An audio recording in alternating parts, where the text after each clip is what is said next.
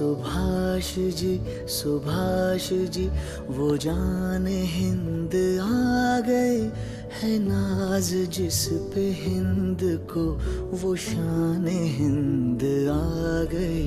सुभाष जी वो। Jai Hind. My dear students, in my last consecutive speeches dated 16th and 22nd February 2020, I have briefed you, my dear students, about the reality of British intention behind Indian Independence Act in the year 1947. Even I have also told you the then Congress leaders' dubious attitude. Freedom-loving Indian was befooled not only by the British, Indian leaders were also equally to be blamed. Both were involved in maligning Netaji Subhash Chandra Bose in order to save themselves. The vested interest group started bifurcation of history. But bifurcation of the history could not have been wrong-rooted if the then Indian political leaders and the intelligentsia really loved our country. So my task is to know you, my dear students, how and why the history has been distorted. First it was bifurcation, then it turned into distortion on the advent of the so-called Marxist historian. A fraud political nexus between Congress and Communist has been formed, and that would save each other in post-independent India. Apparently, they were seen to be rival, but actually they were friends. Distortion of the history has affected India and the people seriously, both politically and socially, which we are facing today on the many vital issues relating to one state, one rule, territorial integrity, national integrity, abolishing of the Indian heritage, misinterpretation of Indian heritage, etc., etc. My narrative is to give you a proper information and a proper outlook of the then situation that Netaji had to face in India, how he was in trouble. Nehru wanted to greet him by bullets if he returns, once he has told in his close associates. One-time colleagues turned into permanent foe because of power.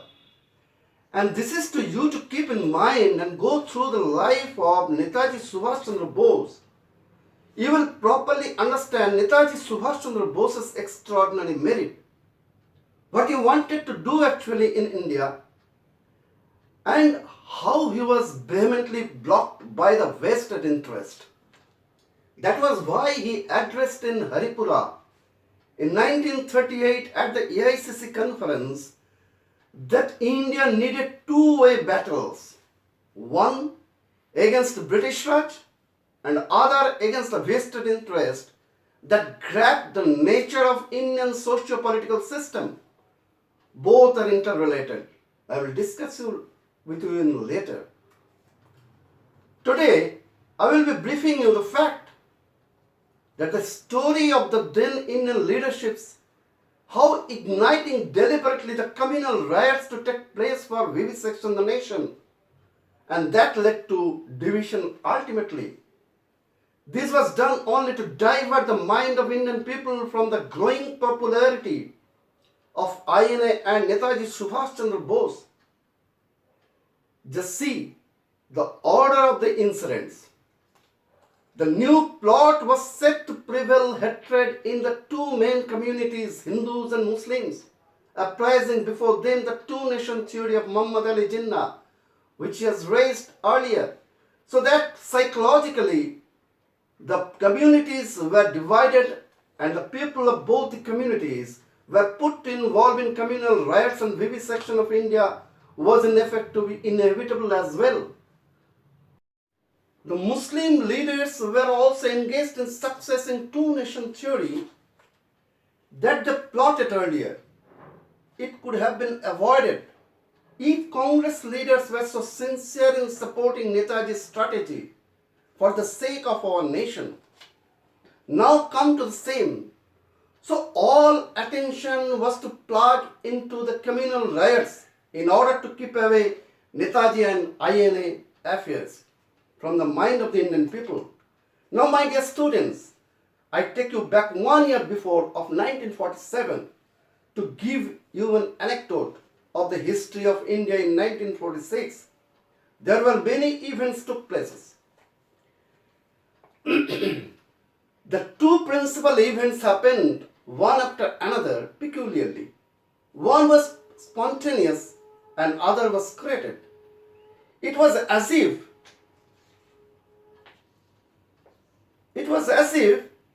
India in an inferno. In one side, the breaking of Royal British Indian Army, and on the other, the man-made communal riots. The great Calcutta killings instigated jointly by Muslim League and Communist Party to kill unarmed Hindu men, women, child on 16th of August 1946, and Congress leaders were typically aloof of it. Just see what the report says. Massive riots in Calcutta. More than 4,000 people lost their lives and 1 lakh residents were left homeless in Calcutta within 72 hours. The incidents were the organized fury of the Muslim mob, not only killings of the Hindu people, but also raped and infanticides brutally. These violence sparked off further religious riots in the surrounding regions of Noakhali, Bihar, Uttar Pradesh, Punjab, and the northwestern frontier province. These events sowed the seeds for the eventual partition of India. Noakhali riots in later dates of August 1946 to November 1946. Almost 5,000 were died.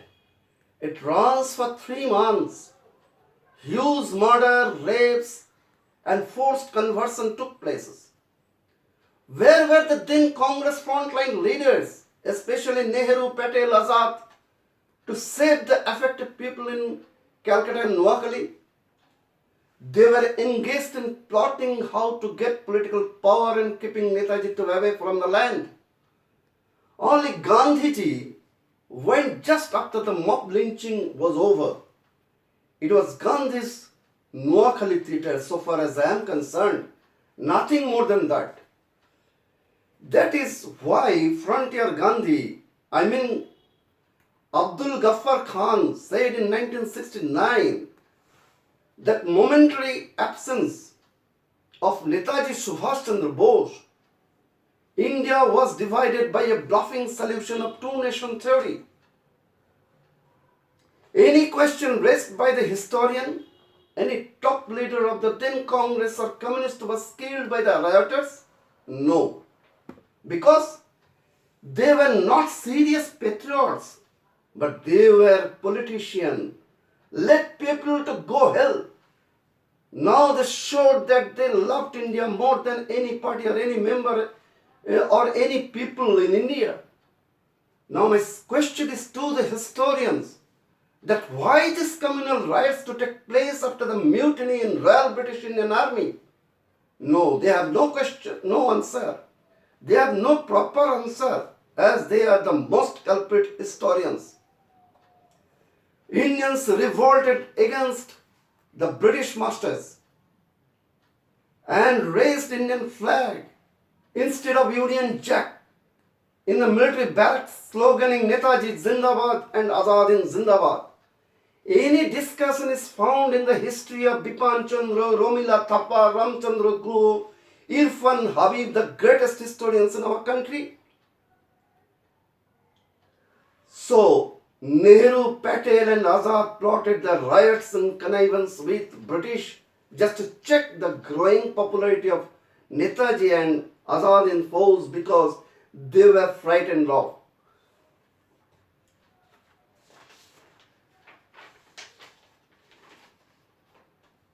They were frightened of.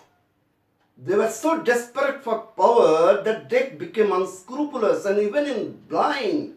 And how far they were in selfish in their attitude. Just see what happened.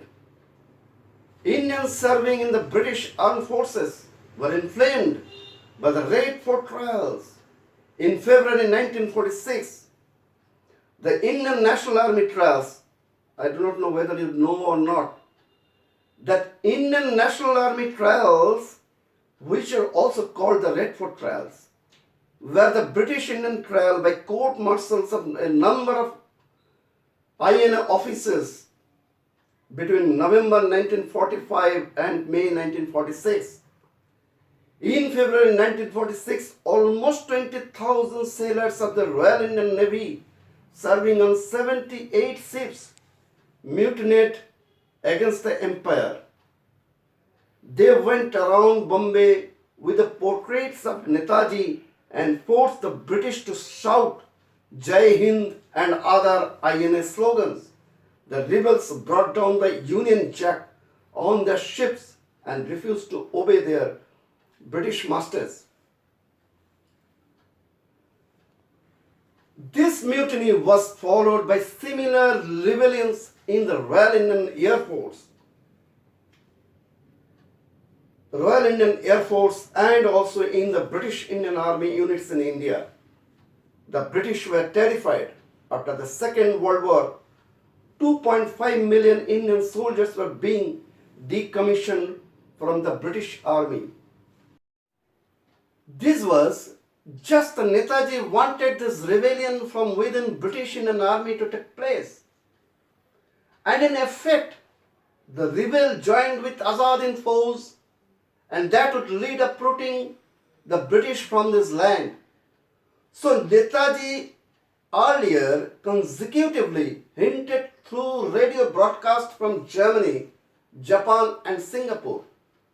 Side by side, he sent messengers, spies consecutively to success the strategy, but they were either killed or sabotaged by the huge propaganda of Congress against INA and Netaji Subhash Chandra Bose in connivance with British.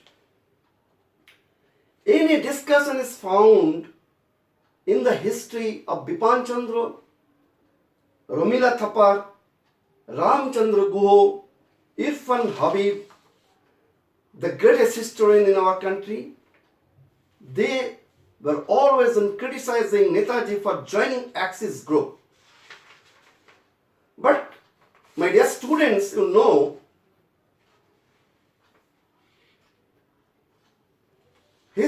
true history is a grand pillar of making good as well as sensible citizen in a nation, and this need for the development of nation.